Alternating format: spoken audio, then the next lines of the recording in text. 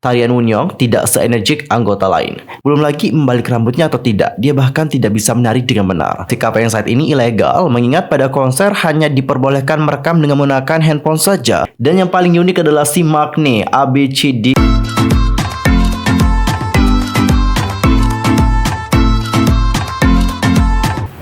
Annyeonghaseyo Chungdul, user Kim Imnida, welcome back to my YouTube channel. Nah, gimana sih kabarnya hari ini? Baik-baik aja dong ya. Dan buat kalian semua yang lagi dalam kondisi nggak baik-baik aja, keep fighting guys, don't give up. Nah, Cinggu, untuk hari ini kita akan ngebahas topik-topik terhangat seputar dunia perkepopan yang pastinya sangat sayang banget untuk dilewatkan. Nah, supaya kalian nggak ketinggalan update informasi terbarunya, yuk buruan subscribe channel aku sekarang juga. Dan jangan lupa juga buat like, comment, and share kepada teman-teman yang lain. Dan berikut adalah informasi selengkapnya. Oke Cinggu, untuk topik pertama kita akan mulai dulu membahas tentang Jang Wonyoung yang berada di bawah kontroversi karena dianggap menari tidak sinkron di panggung debut dari IVE. Ke grup pendatang baru Starship, IVE menarik banyak perhatian berkat kehadiran dua ex-member IJOA, Jang Wonyoung dan An Yujin dalam line-up. Dan setelah merilis single debut Eleven, IVE juga melakukan debut panggung di acara musik mingguan Music Bank pada tanggal 3 Desember. Gadis-gadis ini juga telah menerima banyak pujian untuk visual mereka yang bersinar. Sejak pra-debut, IVE juga telah menarik banyak penggemar berkat jajaran visual yang terdiri dari 6 member cantik dengan fisik yang luar biasa. Dari segi penampilan, member IVE pasti tidak mengecewakan. Namun ketika berbicara tentang kualitas penampilan debut, netizen memberikan reaksi yang beragam. Secara khusus, anggota yang menjadi kontroversi atas penampilannya ternyata adalah Jang Wonyoung, anggota yang paling populer di grup tersebut. Netizen menunjukkan bahwa di beberapa bagian koreografi, tarian Wonyoung tidak seenergik anggota lain. Dia juga hampir melewatkan gerakan yang membutuhkan membalikkan rambut. Idol wanita berusia 17 tahun itu juga disebut-sebut menari offbeat dibandingkan dengan anggota grup lain yang mempengaruhi keseluruhan panggung dari IVE. Beberapa netizen percaya Wonyoung tidak memberikan upaya terbaiknya saat menari karena dia terkena sindrom atau penyakit selebriti.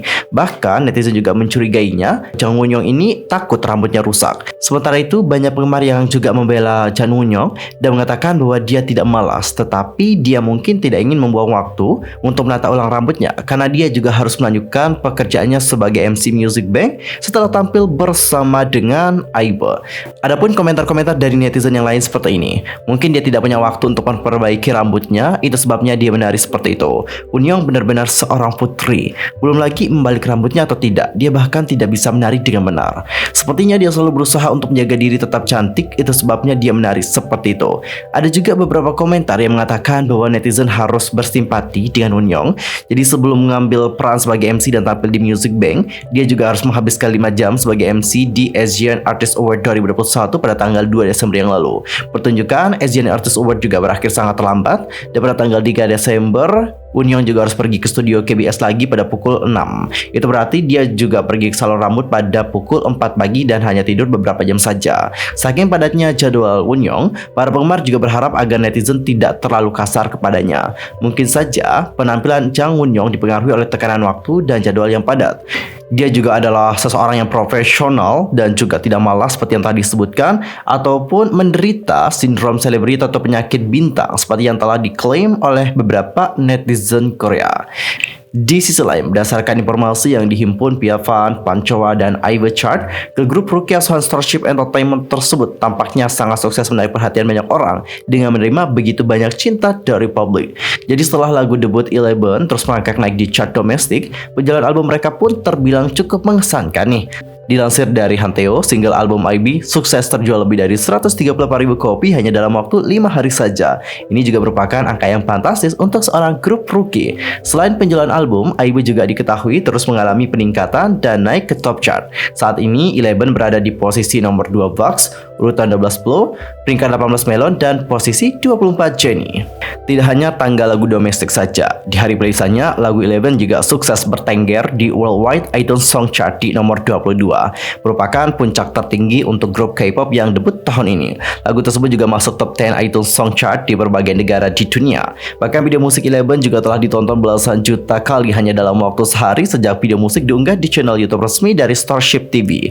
Saat ini video musik Eleven juga telah ditonton sebanyak lebih dari 31 juta kali. Dan mungkin sekarang udah nambah ya viewersnya. Ada yang tahu berapa jumlah viewersnya sekarang? Langsung saja komen di kolom komentar.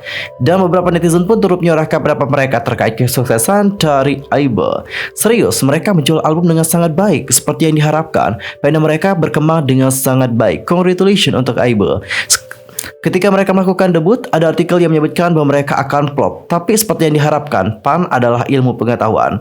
Aku suka lagunya, lagu itu adiktif. Jadi aku secara terus-menerus mengulanginya. Mereka bakal sudah masuk top 20 Melon. Tak hanya Wonyoung dan Yujin, semua anggota terlihat menarik dan juga sangat cantik. Dan Jinggu, kesuksesan dari Aibe juga dapat kalian lihat dari banyaknya orang yang telah melakukan challenge untuk Aibe. Mulai dari challenge, dance cover, sampai sing cover. Ini membuktikan bahwa mereka punya pengaruh dalam industri musik K-pop. Dan kita harapkan semoga Aibe terus berkembang dan juga menjadi girl group yang sukses ya. Dan untuk topik yang terakhir kita akan membahas tentang kontroversi dari fansign BTS di Korea. Sebelumnya fansign BTS dari Korea telah mengeluhkan tentang mereka yang mendapatkan perlakuan yang terbaik dari fans internasional BTS saat konser di LA.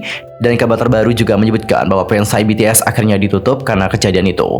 Beberapa ARMY atau fans dari BTS telah mengungkapin melalui Twitter bahwa mereka ternyata menjadi korban dari para fansign. Mulai dari ada yang terpukul karena kamera dan mereka juga ada yang terdorong hingga jatuh. Mereka pun juga mengungkapkan bahwa sikap fansign ini ilegal, mengingat pada konser hanya diperbolehkan merekam dengan menggunakan handphone saja. Bikin Music selaku label BTS juga telah mengungkapkan dengan tegas bahwa tindakan fansign tersebut telah dilarang. Mereka juga mengungkapkan akan meminta untuk menghapus konten yang diambil secara ilegal tersebut dan meminta para penggemar memahami. Dan pada tanggal 6 Desember ada seorang netizen yang telah mengumpulkan beberapa situs penggemar BTS yang ditutup setelah konser BTS baru-baru ini diadakan di Los Angeles pada komunitas online populer. Dia menuliskan, karena ukuran fandom yang semakin besar, beberapa orang tidak akrab dengan budaya stan idol K-pop, dikombinasikan dengan beberapa akun terjemahan yang menyebarkan gambar negatif dari situs penggemar. Ada beberapa akun kekerasan terhadap situs penggemar BTS di luar negeri. Mereka juga mengatakan fansite menghasilkan uang dari foto-foto mereka ataupun mereka adalah soseng, ketika pada kenyataannya mereka lah yang merusak tradisi lama budaya penggemar di dalam fandom.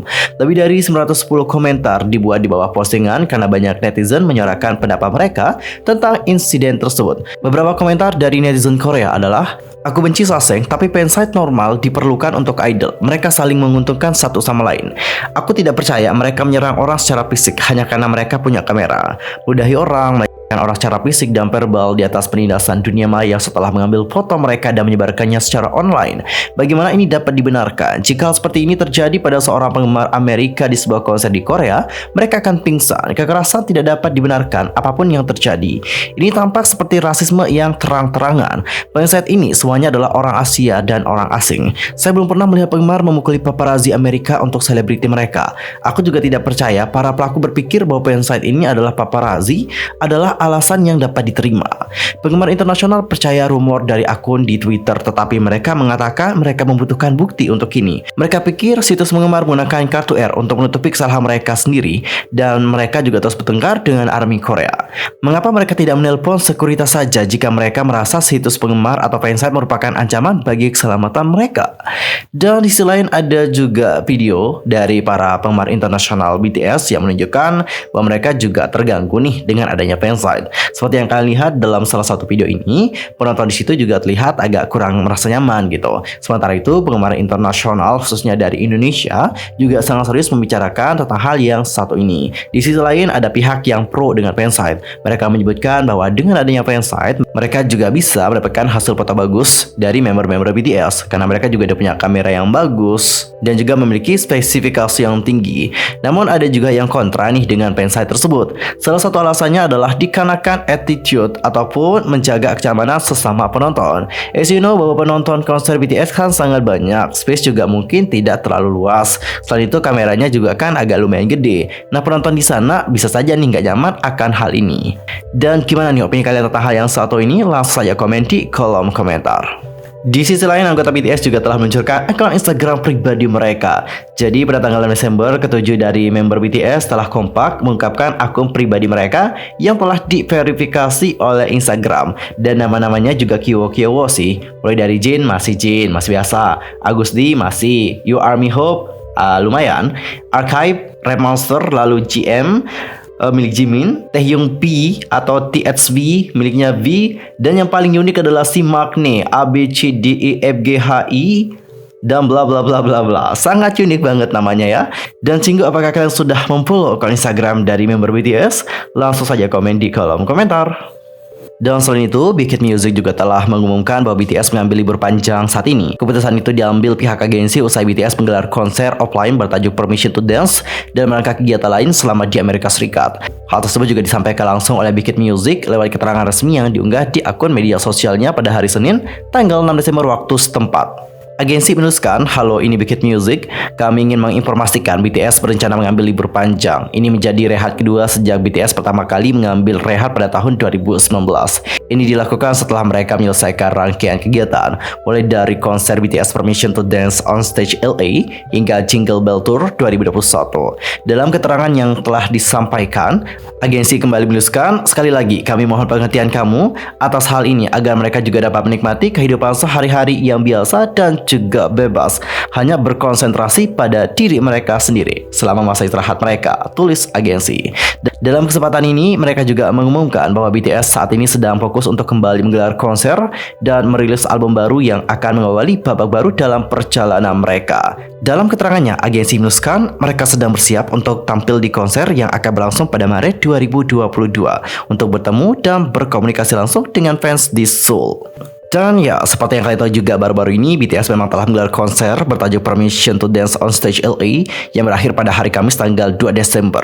Band Inggris Coldplay juga ikut meramaikan hari terakhir konser BTS itu. BTS dan Coldplay membawakan single kolaborasi mereka, My Universe. Selain Coldplay, rapper Megan Thee Stallion juga turut meramaikan konser BTS. Megan tampil di hari kedua konser yang berlangsung pada tanggal 28 November. Megan Thee Stallion tampil bersama dengan BTS membawakan single Butter versi remix. Ini juga merupakan kali pertama mereka membawakan Butter versi remix secara langsung setelah single kolaborasi itu dirilis pada bulan Agustus lalu. Usai menggelar konser bertajuk BTS Permission to Dance on Stage LA, BTS menyatakan bakal menyambut fan atau ARMY di Seoul pada tahun 2022. Nah, cinggu sekian aja untuk hari ini ya. Aku mohon maaf kalau ada kesalahan baik dalam ucapan, sikap, tindakan, dan sebagainya. I'm so sorry. Dan mungkin ada kesalahan informasi, jangan sungkan-sungkan nih untuk koreksi aku dengan cara komen di bawah. See you next time. Annyeong. Kamsahamnida. Goodbye.